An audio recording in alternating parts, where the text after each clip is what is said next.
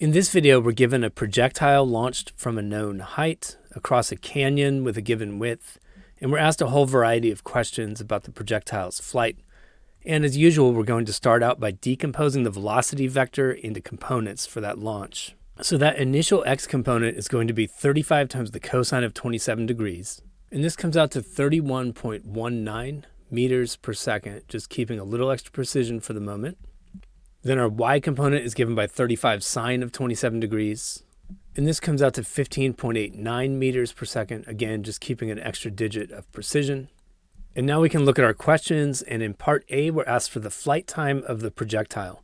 So I ask myself, what do I know when the flight terminates at this cliff face? And what I know is the final x coordinate, so I'm going to go into an x analysis of the flight. And my equation of motion for the x coordinate is x equals x naught plus v naught xt because there is no acceleration happening horizontally. I'm going to take my origin to be at the ground level right below where this projectile was launched. And so my initial x coordinate is 0.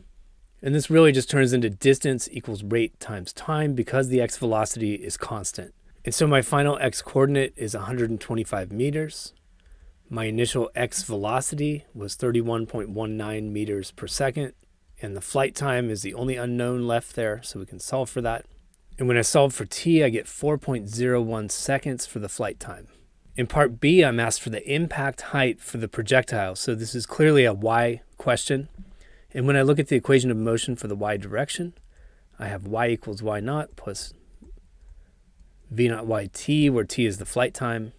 And the last term is a 1/2 at squared, but we can go ahead and plug in that the vertical acceleration is negative g, where g is the magnitude of the acceleration induced by gravity. And what we're looking for here is the final y coordinate at the end of this flight. So I start with my initial y coordinate, that was 72 meters. My initial y velocity, 15.89 meters per second, multiplied by the flight time, which is 4.01 seconds, minus, and then half of 9.8 is 4.9, so minus 4.9 meters per second squared times t squared, so 4.01 seconds all squared. And when I run the numbers on this, I get that the final y coordinate is 56.9 meters above the ground. In part C, I want to get the final y velocity of the projectile. So we're going to use the kinematics equation that describes velocity as a function of time. And in general, I have a vy equals v naught y plus acceleration times time, but my acceleration here again is negative g. And my initial y velocity is 15.89 meters per second, and then I have a minus 9.8 meters per second squared times the flight time, which is 4.01 seconds.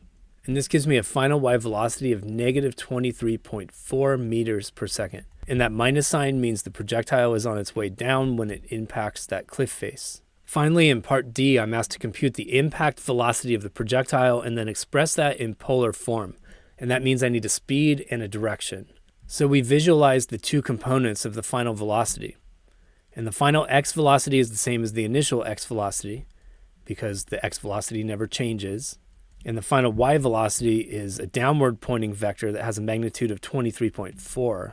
And so we add those head to tail, and the length of the hypotenuse there is going to be the speed at the moment of impact.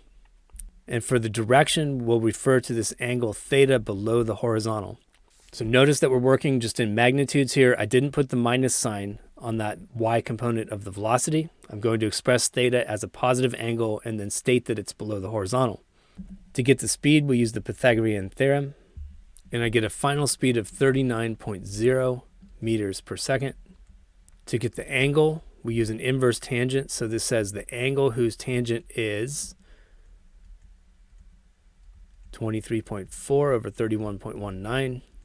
And this gives me 36.9 degrees. Now that number, together with the picture on the left, is sufficient to explain the direction you're talking about, but you may want to add the phrase below the horizontal.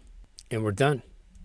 If you enjoyed this video, or at least found it useful, check out another one by clicking one of the links on the left, or click the Zach's Lab logo on the right to explore dozens of physics and math playlists.